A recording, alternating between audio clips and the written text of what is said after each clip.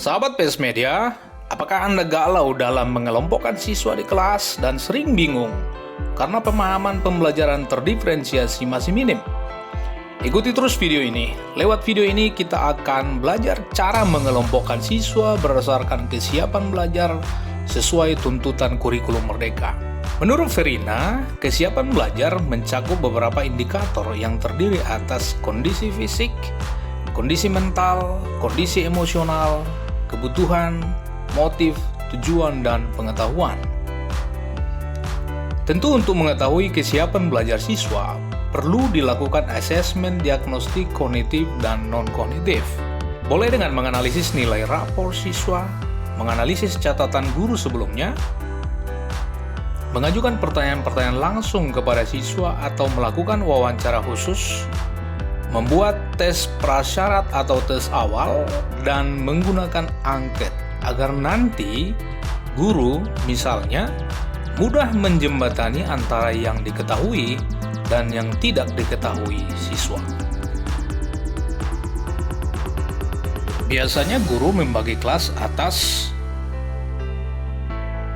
kelompok besar, kelompok kecil,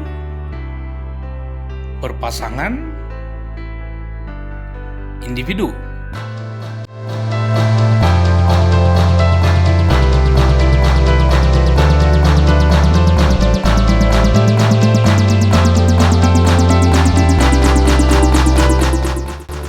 Nah, ada 3 strategi mengelompokkan siswa berdasarkan kesiapan belajar.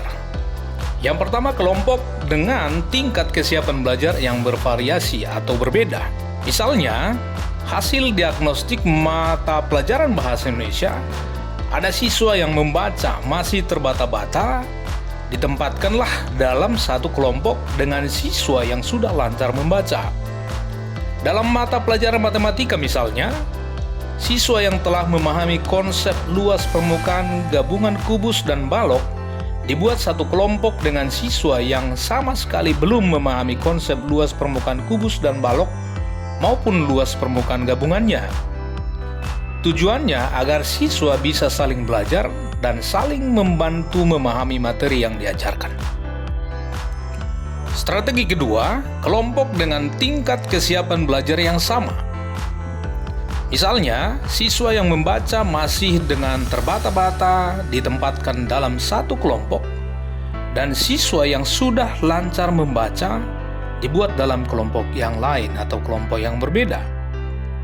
Dalam mapel matematika misalnya, siswa yang telah memahami konsep luas permukaan gabungan kubus dan balok dibuat satu kelompok, sedangkan siswa yang sama sekali belum memahami konsep luas permukaan kubus dan balok maupun luas permukaan gabungannya ditempatkan pada kelompok berbeda.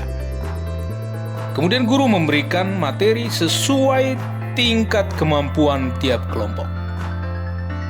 Tujuannya agar siswa dapat belajar sesuai tingkat atau level kemampuannya. Strategi ketiga adalah membentuk kelompok fleksibel. Siswa dikelompokkan secara acak dalam jangka waktu tertentu berdasarkan variabel pilihan guru. Misalnya, kedekatan antar siswa, kemampuan bersosialisasi, kebutuhan atau kemampuan khusus siswa, minat, atau kemampuan berkolaborasi. Guru dalam membentuk kelompok fleksibel bisa saja seperti membentuk tim impian untuk menyelesaikan proyek atau tugas pembelajaran. Bayangkan dalam satu kelompok project science misalnya, ada sebagai seorang ilmuwan pemula, pemikir kreatif, dan pemimpin muda. Pendekatan ini mendorong kolaborasi yang beragam. Siswa dapat menentukan peran masing-masing dalam kelompok, sehingga setiap siswa dapat menunjukkan kemampuan mereka yang unik dan berbeda-beda. Sahabat PS Media, saya hadirkan satu studi kasus pembelajaran terdiferensiasi tentang kesiapan belajar. Bu Mira mengajar bahasa Indonesia. Bu Mira membagi kelompok dengan tingkat kesiapan belajar yang bervariasi. Beberapa saat setelah membagi kelompok dan menugasi siswa membaca bacaan yang dibagikan, Bu Mira mendapati ada siswa yang sudah selesai membaca, ada yang masih membaca, dan beberapa siswa mulai ribut dan mengganggu teman lainnya. Bu Mira mulai panik dengan kondisi kelompok yang dibentuknya. Menurut sahabat, apa yang belum dilakukan Bu Mira dan apa pula yang harus dilakukannya? Mari kita berbagi, silakan bantu Bu Mira di kolom komentar. Demikian postingan kali ini membersamai sahabat, semoga bermanfaat. Salam perubahan!